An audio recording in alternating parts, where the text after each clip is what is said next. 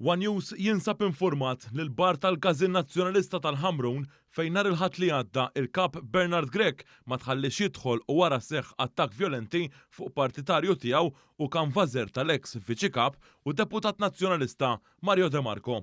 Fl-aggressjoni li seħħet waqt il-marx ta' San Gaetano, appena il-kap Bernard Grech ma tħallix jidħol fis-sede l-partit tiegħu stess, ħallit lil Nowel Mifsud Bonnici midrub serjament tant li kellu jiġi operat fl-isptar Mater Dei minħabba tuħ ta' legament li sofra f'siequ il-leminija.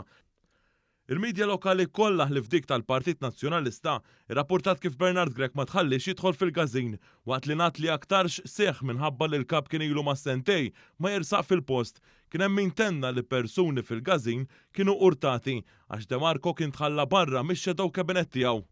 Il-fatti juru anke minn dikjerazzjoni ta' Mart ir-raġel Ferut li baqgħu mhux miċħuda li Nowel Mifsud Bonnici kien jeħtieġlu jiġi operat fir-koptu il-leminija minħabba id-daqqiet li qala wara li ddaħħal fil-Gazin tal-Partit Nazzjonalista u argumenta ma' min għandu il-bar tal-Gazin u persuni oħrajn li l-kap kellu dritt ikun hemm ġew. Mifsud Bonnici li jirriżulta li hu l-kuġin tal-eks-President tal-Kunsill Ġenerali tal-Partit Nazzjonalista fi żmien Lorenz Gonzi u Simon Busuttil, Paula Mifsud Bonnici ġie aggredit violentament u waqt li kien fl-art baqa' jaqla' daqqiet.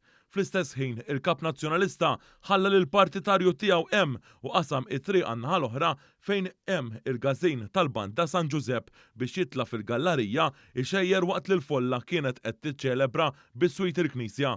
One News jinsab informat li l-bar tal-Gazin Nazzjonalista f'din il-lokalità u immexxi minn ċertu Manuel Attart li kien ix-xufier ta' Mario De Marco meta kien Ministru fi żmien l-aħħar Gvern Nazzjonalista. De Marco jiġi elett mill-ewwel distrett li jinkludi ukoll fost oħrajn hemm ukoll il-Ħamrun. Sa nhar il-ħadd stess fuq il-paġna tiegħu ta' Facebook De Marco tella ritratt mal-istess Attart quddiem id-daħla tal-Gazin waqt l-istess marx ta' San Gaetano.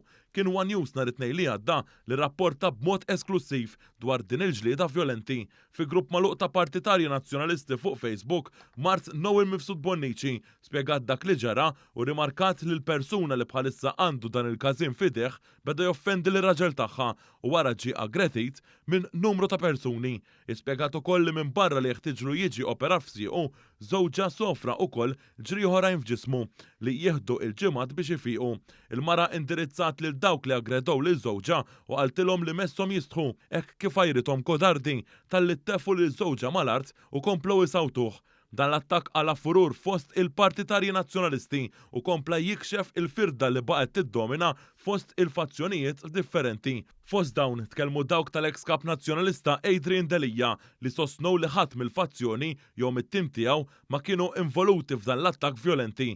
Hawnhekk partitarju mill-fazzjoni tal-eks-kap nazzjonalista tenna li daw kollha li qed jippruvaw iħammġu u jxewxu biex jagħtu din l-impressjoni qed jgħinuna biss nidentifikaw min huma verament ix-xewwiexa fil-partit. Sa dan it-tant, 4 tiem wara dan l-inċident baqa' kien hemm skieti tarrax minn Bernard Grech u l-Partit Nazzjonalista.